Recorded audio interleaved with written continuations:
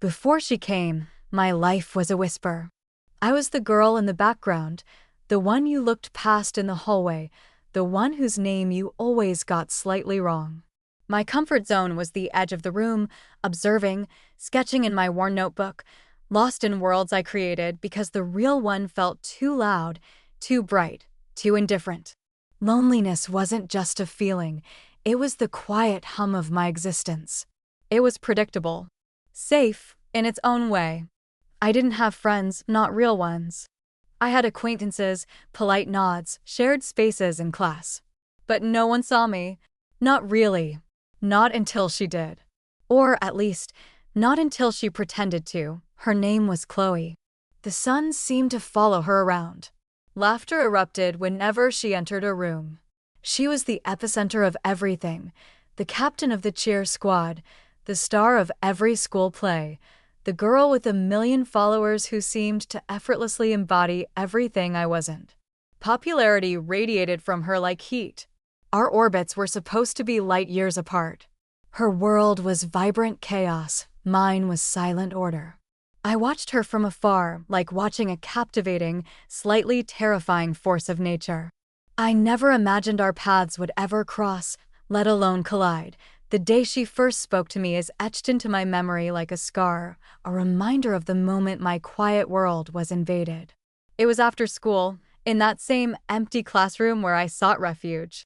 I was just existing, drawing, and she just appeared, standing over my desk, her shadow falling across my sketchbook. My first thought wasn't excitement. It was pure, unadulterated fear. Like a small animal caught in the open by a large, beautiful predator. What could she possibly want with me? Her smile didn't reach her eyes at first. Looking back, that should have been my first clue. But I was too stunned, too overwhelmed by the sheer presence of her. She asked about my drawing, said it was beautiful, called my art amazing, words I'd never heard from anyone outside of a polite teacher or my mom. She leaned closer, genuinely, or what I perceived as genuinely, interested. She asked about my style, my influences, what I was working on. My voice was a rusty hinge, cracking as I tried to answer. I stumbled over words I normally poured onto paper. It was awkward, clumsy me. Yet she stayed. She listened. She made me feel, for the first time, like my quiet passion was actually interesting. That wasn't a one-off. The next day, she waved at me in the hallway. Waved at me. The day after, she stopped by my locker, casually chatting about a class. Then, she asked if I was eating lunch with anyone. I wasn't. I never was. She invited me to sit with her. With her, at the epicenter table. My stomach twisted into knots. Every eye in the cafeteria felt like a laser beam. Her friends looked surprised. Some gave me curious, even slightly hostile, stares. But Chloe just smiled, pulled up a chair, and started talking to me like it was the most natural thing in the world. Like I belonged. It was terrifying. And exhilarating. Like stepping onto a tightrope, high above the ground. I kept waiting for the punchline. For her to laugh, for her friends to reveal it was a prank, for the whole elaborate setup to crumble and leave me standing there, exposed as the fool I surely was. But it didn't happen. Days turned into a week into two. She kept including me.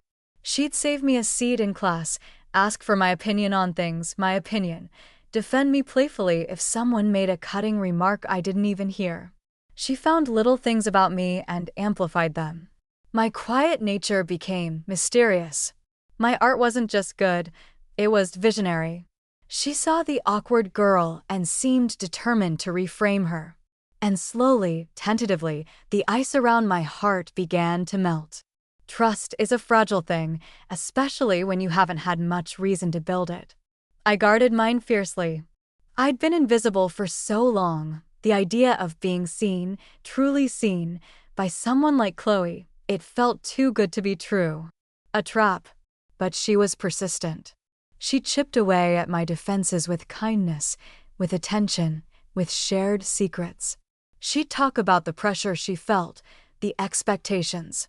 She even confided, or seemed to confide, in me about insecurities I never imagined someone like her could have. She made herself vulnerable, and that, more than anything, made me start to believe. If she could be vulnerable with me, maybe this was real. Maybe she wasn't just the popular girl, maybe she was a friend. My first real friend. We spent hours together. Not just at school, but outside too. Movie nights, grabbing coffee, just walking and talking. She introduced me to music I'd never heard, showed me corners of the town I didn't know existed. I started to dress differently, not because she told me to, but because I felt a new confidence blooming inside me, watered by her attention. The gray started to fade from my world, replaced by hesitant, beautiful color. I laughed more. I spoke up more.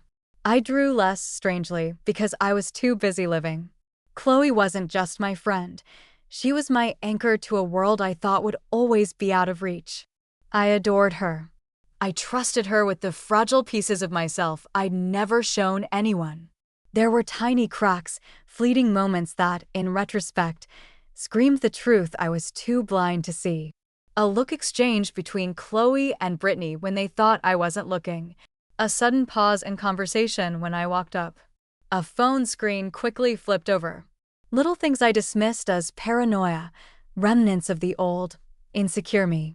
I was so eager to believe in the dream, I ignored the subtle nightmares flickering at the edges. I told myself I was overthinking, that this was real. It had to be, because the alternative was a darkness I didn't want to face. A darkness that proved I was fundamentally unlovable, unworthy of true friendship. The school year was ending. There was a big party planned, the kind of end-of-year bash everyone who was anyone would be at. Chloe, of course, was the co-host. She insisted I come. Said it wouldn't be the same without me. I felt a surge of pride. Me. Invited, wanted, by the queen of the school. I even bought a new dress, something brighter than I'd ever worn. I was nervous, yes, the old anxieties still hummed beneath the surface, but they were quieter now, almost drowned out by the chorus of belonging I finally thought I was hearing. I walked into that party, into the dazzling lights and pounding music, feeling like I was finally stepping into the life I was meant to have. Chloe gathered everyone's attention. Said she had a special announcement. Her voice was loud, carrying over the music. Her friends, Brittany, Jake, Kyra, were standing with her, grinning. There was a camera phone set up on a tripod, clearly recording, aimed right at the center of the room where Chloe stood. A shiver went down my spine, a cold premonition. Something felt wrong, terribly wrong. But I pushed it down. This was Chloe, my friend. It was probably just a party game, a funny award, a typical Chloe moment designed to entertain. I smiled, ready to laugh along. And then she spoke. Her voice dripped with faux sincerity, a theatrical sadness. Okay, everyone, she said. So, you know how we, make fun little bets sometimes? Challenges. The crowd murmured in agreement, chuckling. My blood ran cold. Well, she continued, her smile widening into something sharp, cruel. I had a really tricky one this semester. My friends here, she gestured to Brittany, Jake, and Kyra, who preened, didn't think I could do it. They bet I couldn't make this Alex. She pointed directly at me. Become my best friend by the end of the year.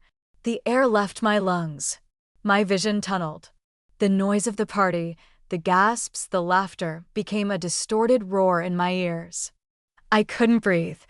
I couldn't move. Best friend, that's what she had called it. What I had called it. It wasn't just a bet to be friends. It was a bet to become my best friend. To get closer, to burrow deeper, to make the fall that much further, that much more devastating. And the prize? Getting me to do something humiliating. And the best part? Chloe's voice cut through the fog of my shock. I won. The bet was that I could get her to sing on stage tonight. She gestured towards a small makeshift stage with a karaoke machine. Get ready for a little wallflower to bloom. It wasn't just the words. It was the way she said them. The look in her eyes, cold, triumphant, utterly devoid of the warmth she had shown me for months. It was all fake. Every smile, every shared secret, every moment of apparent vulnerability. A performance. A cruel, elaborate performance for likes and views. I was a prop. A challenge. Something to conquer for bragging rights. The ground beneath me didn't just disappear, it shattered into a million razor-sharp pieces.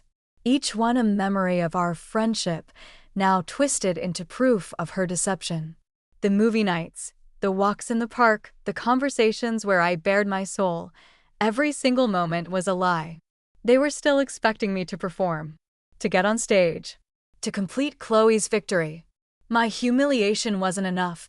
They wanted it filmed, broadcast, immortalized online. The girl who couldn't look people in the eye, forced to sing, trembling and heartbroken, while the girl who pretended to care laughed and collected her prize. Something inside me snapped. The fragile color that had bloomed was instantly scorched, leaving only ash. But in that ash a different kind of fire ignited. Not warmth. Cold, hard, desperate fury. I wasn't going to be their final act. I didn't sing. I didn't cry harder. I didn't beg. I did the only thing I could do. I turned and ran. Pushed through the crowd, blindly, desperately, needing to escape the lights, the laughter, the crushing weight of their gaze. I heard Chloe call my name, but it sounded hollow, meaningless. I ran out of the house, into the cool night air, the sound of the party fading behind me, replaced by the ragged sound of my own sobs. I ran until my legs burned, until my lungs ached, until I collapsed on the curb of a deserted street, the new dress stained with tears and the bitter taste of betrayal. The next few days were a blur of pain. I stayed home. I couldn't face school, couldn't face the world. Social media was a minefield. The video of Chloe's announcement was everywhere. Captions like "OMG the bet" and "Awkward Alex" flooded my feed, screenshots of my horrified face shared and commented on. The comments were brutal. Some mocking, some pitying in a way that felt worse than mockery. My friendship with Chloe, every moment I cherished, was now a public spectacle, a meme, proof of my gullibility. The gray wasn't just back, it was deeper, darker than before, a suffocating shroud. My mom tried to talk to me. She was kind, gentle, but I couldn't find the words. How do you explain that your first real friend, the person who pulled you out of the darkness, turned out to be a mirage, a calculated lie? How do you articulate the specific agony of having your deepest trust weaponized against you for entertainment? It wasn't just embarrassment, it was a violation of my spirit. It made me question everything. Was I inherently flawed? Was there something about me that made me a target, someone so easily fooled, so easily discarded? The silence, my old companion, returned, but this time it felt less like safety and more like a tomb. Days bled into weeks. The summer, usually a time of quiet reprieve, felt endless, suffocating. I was trapped in the replay of that night, in the echo of Chloe's cruel laughter. I thought about her, about how easily she had lied, how flawlessly she had acted. Was she a monster? Or was she just a product of a world that valued likes and attention over empathy and authenticity? A world where crushing someone's spirit for a viral video was acceptable? The anger was a hot coal in my gut, but the pain was an ocean drowning me. One sweltering afternoon, I found myself back in my room, staring at the untouched sketchbook. It felt alien. The urge to create, which had always been my refuge, had been extinguished. But then, my eyes fell on a drawing I'd done months ago before Chloe. It was a self-portrait, muted, hesitant. I looked at it, and then I looked at my reflection, gaunt, defeated. A new urge stirred. Not to hide, not to disappear, but to show the before and after. To show the truth of what had happened. To take the pain and turn it into something. Something raw. Something real. Something that couldn't be faked. It started slowly. Sketching the feeling. The shattering. The suffocation. But it wasn't enough. Drawings were silent. My story needed a voice. My voice. Raw, shaky, but mine. I decided to make a video. Not like Chloe's videos. Not polished, not staged. Just me, my art, and the truth. It was terrifying. Every time I pressed record, the fear of judgment, the echo of their laughter, threatened to silence me. But the fire, the quiet fury, pushed me forward. I would tell my story, not for likes, not for revenge, but for myself. To reclaim my voice. To turn the poison into something, if not beautiful, then at least honest. I decided to include everything. The hope, the joy, the feeling of finally belonging. And then the sudden, brutal drop. I didn't just describe the betrayal. I showed the art it inspired, the drawings that poured out of me in the darkness, translating the invisible wounds into visible lines and shadows. It was the hardest thing I've ever created. Vulnerable. Exposed. The antithesis of everything Chloe's world represented. As I worked, the shame began to recede, replaced by a quiet strength. I was taking the narrative back. It wasn't just their story about a bed anymore. It was my story about survival. The day I finished it felt monumental. Terrifying. It was raw, unpolished, aching with everything I had gone through. I watched it back, tears streaming down my face, not of sadness this time, but of release. It was my truth. Putting it out there felt like stepping off a cliff, but keeping it inside felt like being buried alive. I uploaded it without fanfare. Didn't tell anyone. Just pressed publish and closed my laptop, heart pounding, hands shaking. I expected silence. Maybe a few pitying comments. I was prepared for the worst. What happened next was unexpected, unpredictable. I woke up the next morning to my phone buzzing incessantly. Messages, notifications, comments pouring in. My video hadn't been met with silence or mockery. It had been met with recognition, with empathy. Comments from strangers saying, "Me too. I understand. Thank you for sharing this." People saw the honesty. They saw the art. They saw the pain, and they connected with it. My video went viral not because it was a cruel spectacle, but because it was vulnerable truth in a world saturated with curated lies. My story became a catalyst. Other people started sharing their own experiences of fake friendships, of betrayal, of the pressure to be someone they weren't for social validation.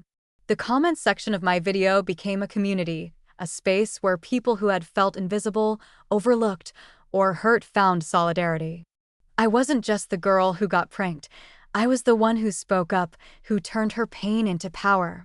And in doing so, I realized the strength I had always possessed, buried beneath the layers of insecurity and the desire to belong. I saw Chloe at school eventually. The viral impact of my video hadn't escaped anyone. The narrative had shifted. She wasn't just the popular girl anymore. She was the one who had orchestrated the cruel bet, exposed for the emptiness behind her perfect facade.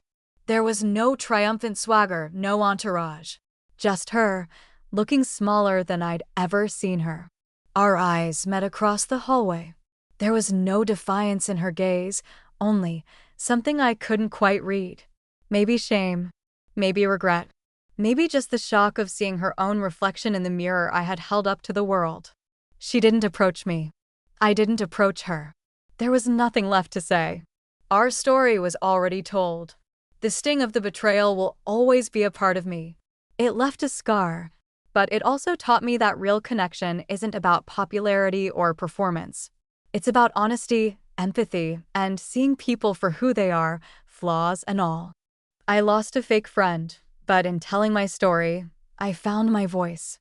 I found an unexpected community. And most importantly, I found myself. Stronger, more resilient, and finally, truly seen. Not because someone popular decided to look, but because I decided to stop hiding and show the world the honest, imperfect, and ultimately unbreakable person I was. My world still has moments of gray, but now I know how to paint them with my own colors. And that makes all the difference.